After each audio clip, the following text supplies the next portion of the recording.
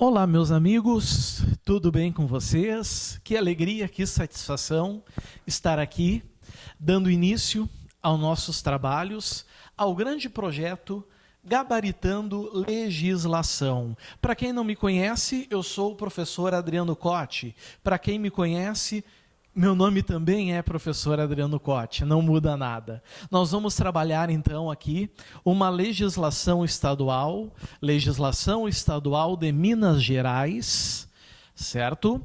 Aqui está o número da legislação que envolve organização criminosa, podem ver.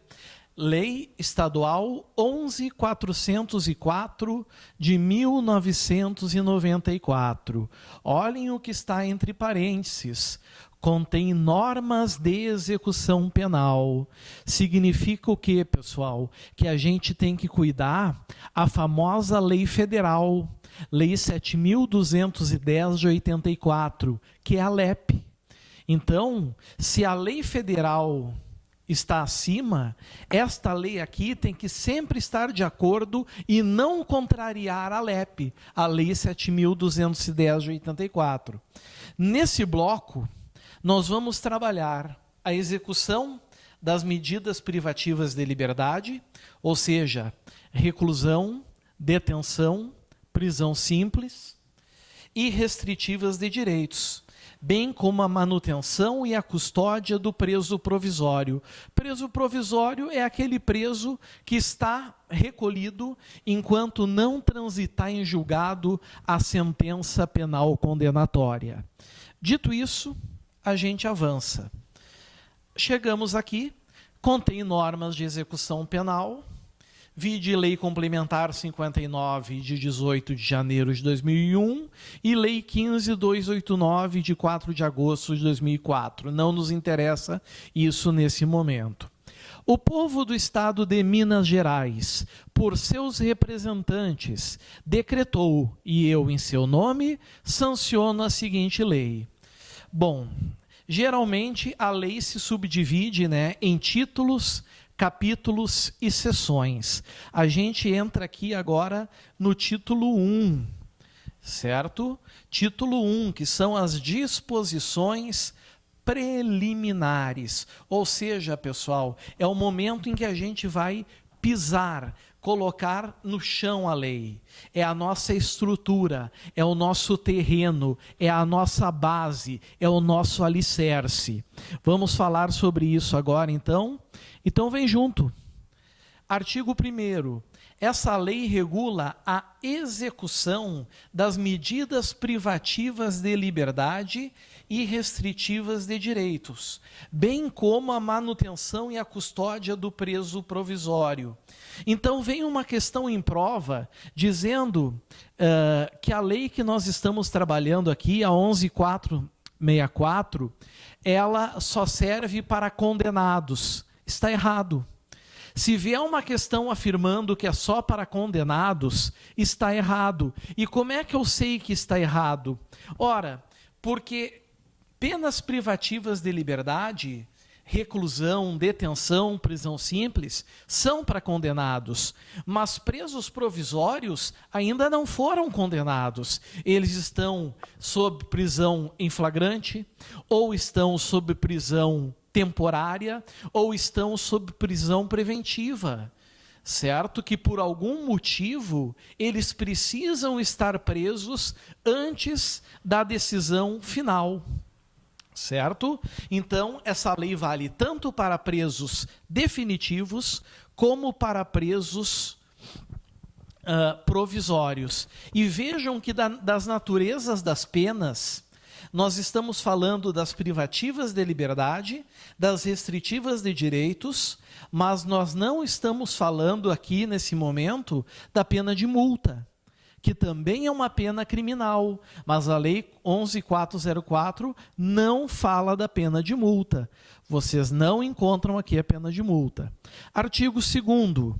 A execução penal destina-se à reeducação. A reeducação. Pessoal, a execução penal, ela destina-se a reeducar o preso. ressocializar o preso, fazer com que ele possa se corrigir, se emendar, voltar à sociedade, certo? Mas também visa punir, também tem natureza repressiva e intimidatória, mostrando para a sociedade o que vai acontecer se outras pessoas cometerem o mesmo fato. A reeducação do sentenciado e a sua reintegração na sociedade. Esse é o principal objetivo de uma execução penal, certo? É fazer com que esse sujeito não volte mais a delinquir, para que ele possa conviver como um cidadão comum. O sistema judiciário, sistema de execução falido que nem o nosso, superlotação de presídios, é de se discutir, mas é o que a lei assim estabelece. Parágrafo 1º. A execução penal visa ainda a prevenir a reincidência. É claro, né, pessoal? Se o sujeito é reincidente, ele não se reeducou. Se ele é reincidente, certo? Ele não se reintegrou como deveria. E a execução penal não atingiu a sua finalidade. Então, visa prevenir a reincidência para a proteção e defesa da sociedade.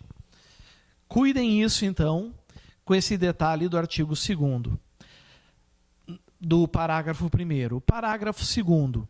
O controle da execução penal será realizado com auxílio de programas eletrônicos de computador. Muito bem, pessoal. Às vezes pode ser o raio de alcance de uma tornozeleira. Nada impede. O computador comanda isso. Seguindo, artigo 3º. Ao sentenciado, vejam que agora sim, o artigo 3º, certo? Ele fala aquele indivíduo que foi condenado, sofreu o devido processo legal e acabou vindo a sua condenação. Ao sentenciado, é garantido o exercício dos seus direitos civis, políticos, sociais e econômicos, exceto os que forem incompatíveis com a detenção ou a condenação. Então, pessoal, por exemplo, direito à dignidade, ele mantém, direito à alimentação, à saúde, ele mantém. Mas e o direito, por exemplo, de votar e ser votado? Ele tem? Não, porque é incompatível com a condenação. O direito ao sufrágio ele vai acabar perdendo, certo? Cuidem isso, porque é incompatível com a detenção. Direito de ir e vir, ele perde. A liberdade, direito à liberdade, ele acaba perdendo. Cuidem esse ponto. Artigo 4º. No regime, e quando fala no regime, pessoal, penitenciário, nós estamos falando em 3. Regime fechado, regime semiaberto e regime aberto. Então fala aqui assim: no regime e no tratamento penitenciário serão observados o respeito e a proteção aos direitos do homem.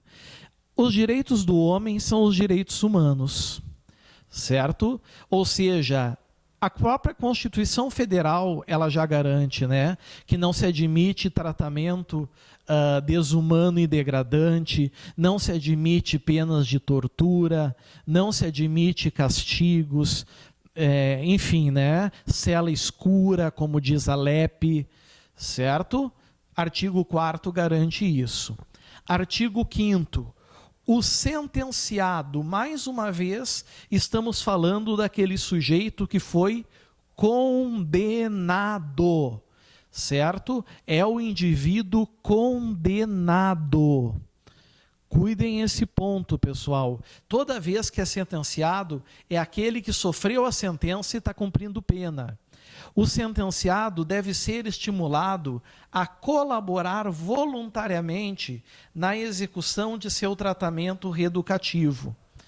E como é que ele faz isso, pessoal? Colaborar voluntariamente na execução do tratamento reeducativo. É colaborar na execução penal, certo? Colaborar na execução penal. É isso que ele tem que fazer. Ele tem que colaborar na execução penal, e ele colabora facilitando a ação, por exemplo, dos agentes penitenciários. Os agentes penitenciários, eles têm as suas funções e os presos facilitam. Se recolhem quando tem que se recolher, vão dormir quando tem que dormir, não organizam motim, executam os trabalhos que tem que exercer e por aí vai. Artigo 6º. O artigo 6º, vocês têm que cuidar um detalhe aqui. O Estado e a comunidade, vejam que não é aqui o Estado ou a comunidade, é o Estado e a comunidade. É cumulativo. São corresponsáveis na realização das atividades de execução penal. Por quê, pessoal? Porque nós temos, por exemplo, as penas restritivas de direitos. E nessas penas restritivas de direitos, nós temos as chamadas prestação de serviços à comunidade. Prestação de serviços à comunidade. Perceberam? E aí, às vezes, o preso vai ter que cumprir essa pena em algum lugar que exista um coletivo de pessoas. E a comunidade vai ter que orientar esse indivíduo, fiscalizar esse indivíduo, e é isso que é feito conforme o artigo 6º. O Estado também fiscalizando. Cuidem esse ponto. Artigo 7º, não tem muito o que dizer, né? Qualquer coisa que vai contra o artigo 7º fere o princípio constitucional do artigo 5º caput da Constituição, que é o princípio da igualdade, da isonomia. Na execução penal não haverá distinção de caráter racial, religioso ou político. Está aqui, certo? Essa distinção não vai existir, até porque são atitudes discriminatórias que ferem o princípio da isonomia. Foi? Entramos no título 2. Título 2 fala do tratamento reeducativo. Título 2 do tratamento reeducativo. Como eu tinha dito para vocês, alguns títulos, eles se dividem também em capítulos. Aqui, pessoal, é da individualização do tratamento. Ou seja, para cada preso tem que ser feita uma individualização, certo? A execução penal é de acordo com o perfil do preso definitivo ou do preso provisório. O tratamento reeducativo consiste na adoção de um conjunto de medidas médico-psicológicas. Então, nós estamos falando aqui de tratamento médico, certo? Tratamento médico e sociais, com vistas à reeducação do sentenciado e a sua reintegração na sociedade. Então, ele tem auxílio de médico, onde ele está cumprindo pena? Tem. Ele tem auxílio de terapeutas? Tem também. É o artigo 8º. Certo? Artigo 9º.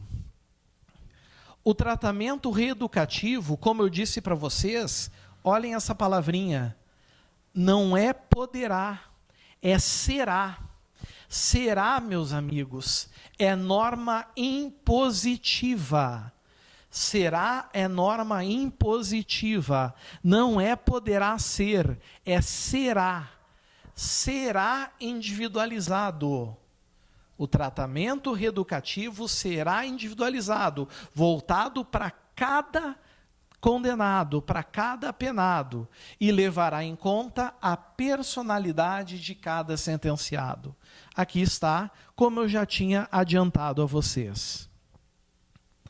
Artigo 10.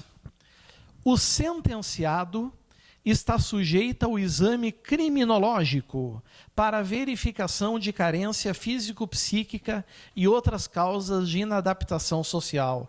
Existe uma discussão se esse dispositivo é constitucional. Tem quem diga que hoje em dia se dispensa esse exame criminológico, certo? Mas, a título de letra fria da lei, o exame criminológico ainda está aqui, né? Se o indivíduo sofre de alguma alteração, de algum distúrbio psicomental. Artigo 11. Com base no exame criminológico, serão realizados a classificação e o programa de tratamento do sentenciado, certo? É assim que se faz a individualização da execução da pena. Vai ter uma classificação do exame criminológico e, de acordo com essa classificação, ele vai ter um plano de execução. E ele tem que, então, cumprir esse plano de execução para que surte efeitos, e surtindo esses efeitos, ele possa, então, com satisfação, de forma satisfatória, poder alcançar os seus objetivos na execução penal. Artigo 12. A colaboração do sentenciado no processo de sua observação psicossocial e de seu tratamento, olhem aqui, ó, é voluntária. O que isso quer dizer? O sentenciado colaborar na sua questão de acompanhamento psicossocial, psicológico, não é obrigatório. Boa questão para cair em prova. Aliás, eu vou além. Questão maravilhosa para cair em prova é essa aqui. Questão maravilhosa, botando aqui que é compulsório, botando aqui que é obrigatório. Certo? Que é compulsório, que é obrigatório. Não pega legal. Vai estar errado. Cuidem. É voluntária, ou seja, é pela própria vontade do sentenciado. É assim, é ele quem decide. Ok? Artigo 13. A observação do sentenciado se fará do início ao fim da execução da pena. Ora, ele vai cumprir pena em... desculpem. Em penitenciária de alta ou média segurança, ou ele vai cumprir pena em albergue, ou ele vai cumprir pena em colônia agrícola. Se for penitenciária, regime fechado. Se for colônia agrícola ou industrial, regime semiaberto. Se for albergue, regime aberto. Mas a observação dele feita pelo Estado se dá desde o início até o final. O Estado não perde o criminoso de vista. Certo? Muito cuidado em relação a isso. O Estado não perde o criminoso de vista. Essa possibilidade não existirá. Certo? Isso é uma obrigatoriedade estatal.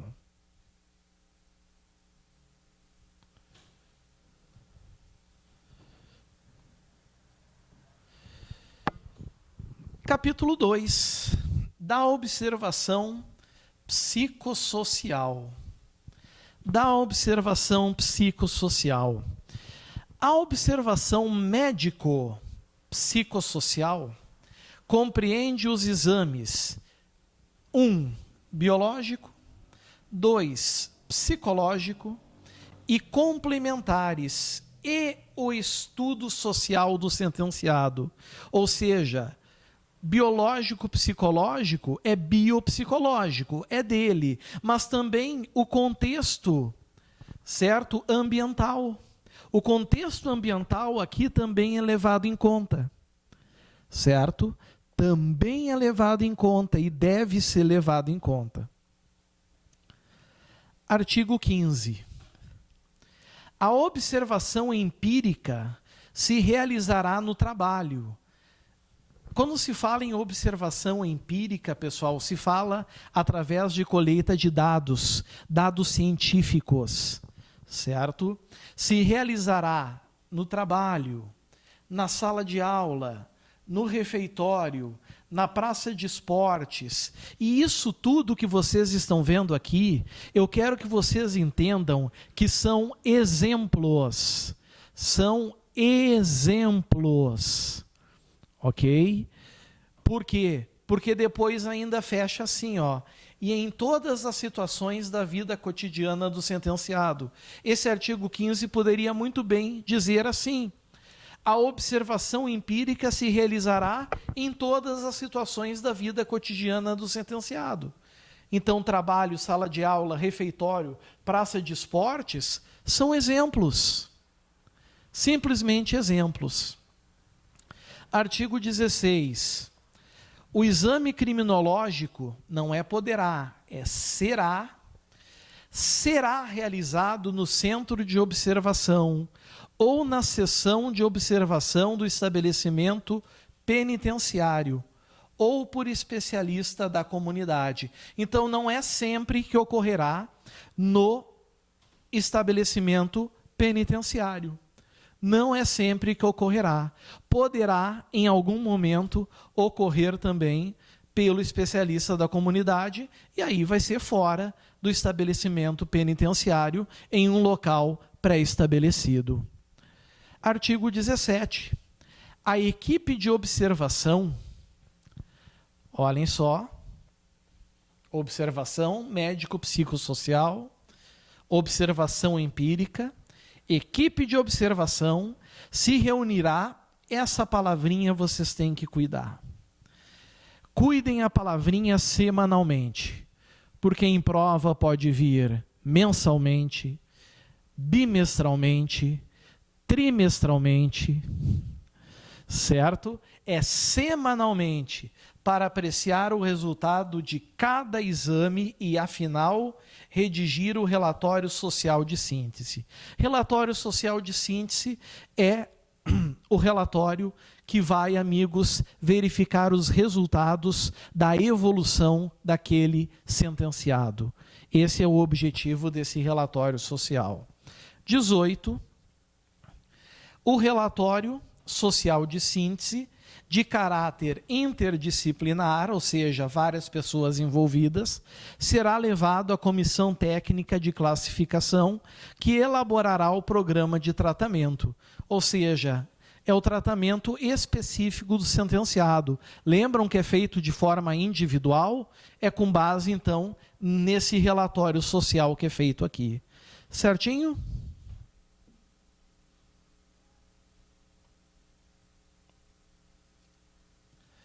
Capítulo 3 da classificação. Capítulo 3 da classificação. Artigo 19.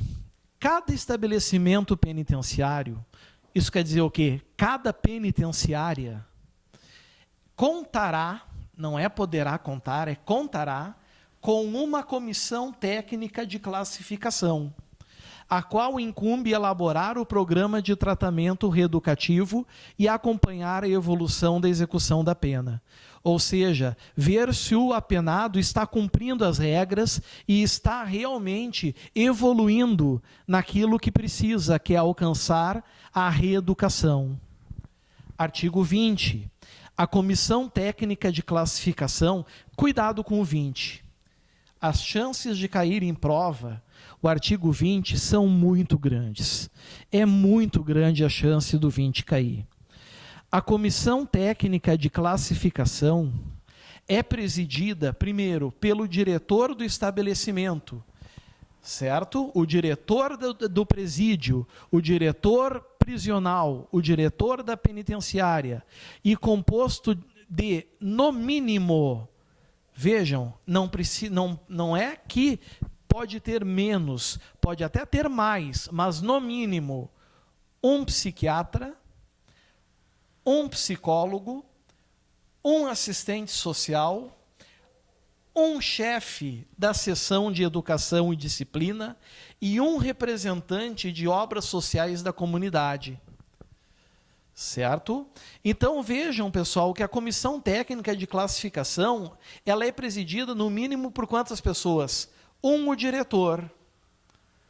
Certo? Ela é presidida, então ele compõe.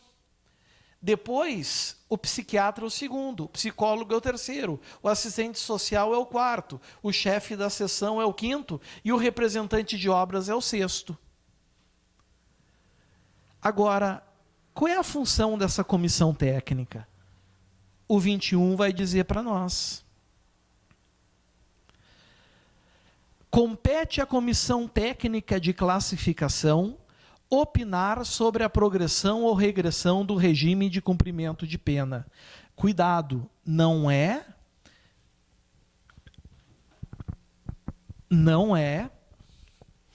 progredir ou regredir, é opinar. Se o indivíduo está no regime fechado, ele pode progredir para o semiaberto, se ele realmente tem, se a comissão técnica de classificação e entender que ele é merecedor, assim como ele pode regredir se a comissão técnica de classificação entender que ele está fazendo besteira, certo? Sobre a progressão ou regressão de regime de cumprimento de pena, a remissão de pena, 3 dias trabalhados é 1 dia menos de pena, 72 horas de estudo é 1 dia menos de pena.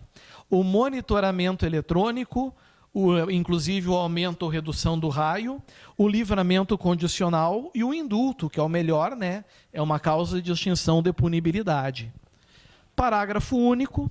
No caso de progressão ou regressão de regime, as reuniões da Comissão Técnica de Classificação serão presididas pelo juiz da execução, presente o MP. Então, troca-se o diretor aqui pelo juiz de execução, certo? As outras situações continua sendo o diretor, mas para progressão e remissão e regressão é o juiz e o MP.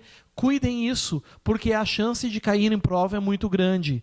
A chance de cair em prova, o artigo 21 é o maior. Então, cuidem esse artigo. Certo? Artigo 22. Artigo 22. A Comissão Técnica de Classificação proporá o programa de tratamento reeducativo, com base na sentença condenatória e no relatório social de síntese do Centro de Observação ou da equipe interdisciplinar. Bom, esse artigo é autoexplicativo, não tem muito o que dizer. Artigo 23. O programa individual de tratamento compreenderá a indicação do regime de cumprimento da pena. Compreenderá, norma impositiva, não é poderá compreender, certo? A indicação do regime, ou seja, se é regime fechado, mesmo que a pena permita regime semiaberto, dependendo do programa individual de tratamento, o juiz vai estabelecer o fechado. Do estabelecimento penitenciário adequado, se é de alta ou média segurança, por exemplo, do trabalho e da orientação profissional, das atividades culturais e esportivas, ou seja, se o indivíduo tem direitos, certo, a frequentar determinados lugares, e das medidas especiais de assistência ou tratamento. Fechou o 23. E assim, meus amigos, a gente fecha o nosso bloco número 1, um dos mais importantes dessa nossa lei. É hora de tomar um cafezinho, um chazinho e aguardo ansiosamente os senhores para o bloco 2. Até mais, aguardo vocês. Valeu, tchau, tchau.